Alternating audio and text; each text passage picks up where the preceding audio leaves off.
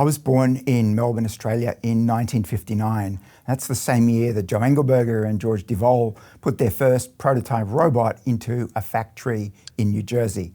The company Unimation was founded about 2 years later. I was a geeky kid growing up in the 1960s and I was obsessed with the space program. I wanted to be an astronaut. My parents gave me this book about robots, which may have had some long-term subconscious effect on me. As a teenager, I was really into electronics, and at that time, that mostly meant radios with vacuum tubes and transistors. By my mid-teens, it was digital electronics with integrated circuits, and by my late teens, I built my first microprocessor kit, terribly underpowered by modern standards. It was a no-brainer to study electrical engineering, and I went to the University of Melbourne, and I got really interested in control theory. My first job was at the same university, working for my controls professor, and that's where I discovered real-time computing. This was using digital equipment, PDP-11 and LSI-11 hardware. For an open day, I connected a cheap and cheerful mini mover robot to an LSI-11 and got it to play checkers. That really piqued my interest in robotics, and not long after that, I got a job with Australia's national lab, CSIRO, working on flexible manufacturing cells. This was the mid-1980s. The lab had just been set up and had state-of-the-art gear like a Unimation Puma 560 and an Automatics AutoVision 2 vision system. In 1988, I won a fellowship to spend nearly a year at the University of Pennsylvania's GRASP lab, and there I was really fortunate to be able to work with Professor Lou Paul. I was nearly 30, I was the old guy in a lab full of grad students, and at that time I didn't have a PhD. When I returned to Australia, I started my own PhD, and that was about combining high-speed computer vision and robotics. I wrote lots of MATLAB code to support my research, and that eventually became the Robotics Toolbox for MATLAB.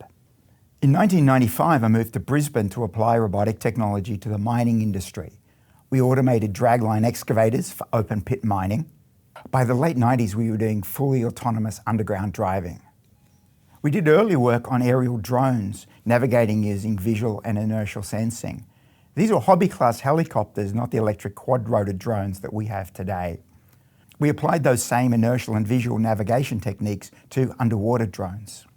I'd worked on applied robotics research for 25 years when I was offered a professorial position at the Queensland University of Technology in 2010. I took a gap year before the new job to travel and to write a textbook. I've always liked explaining things, and as a robotics practitioner, I thought that code was no less important than maths. The book could leverage the robotics and vision toolboxes that by now are around 20 years old and fairly mature. Computer vision had been a really important part of all the robotic systems I'd built over the previous 25 years. And so I really believe that any modern textbook on robotics had to include a decent treatment of computer vision. Writing the book was hard, but it was a labor of love, and it was published in 2011. As a new professor, there was a lot to be done, creating new undergraduate courses, recruiting graduate students, setting up labs, and writing grant proposals. In 2014, we were fortunate to win a grant for a Centre of Excellence in Robotic Vision, combining my two favourite things. This was a 7-year grant in partnership with 3 other Australian universities, and I was the centre director. In the 2010s, there was a lot of interest in MOOCs, massive open online courses. Smart people were saying that they were going to transform university education as we knew it. In 2015, my university supported the development of 2 6-week MOOCs, one on robotics and one on computer vision. These no longer run as MOOCs, but most of the assets are available freely online at the QUT Robot Academy, and they continue to be very popular with students from all over the globe. In 2017, I received the Australian University Teacher of the Year Award, which recognised a portfolio of work that included open source software, the textbook, and the online teaching resources. During the pandemic lockdown, I worked with 2 of my students to rewrite the old MATLAB toolboxes into Python. The MATLAB code was by now 30 years old, which is a very long time for any piece of software. Python was entrenched as the most popular programming language. It was fully open source, and it has an amazing ecosystem of packages. An update to my textbook was due, and that actually resulted in 2 third editions. One, with colleagues from the MathWorks, uses MATLAB and their recent toolboxes, not my old open source ones. The second Using the new Python toolboxes made it possible to rewrite the book with all the example code written in Python. It's been an amazing journey. I certainly didn't set out to be a teacher, but the various resources that I've created through my career have influenced many, many people.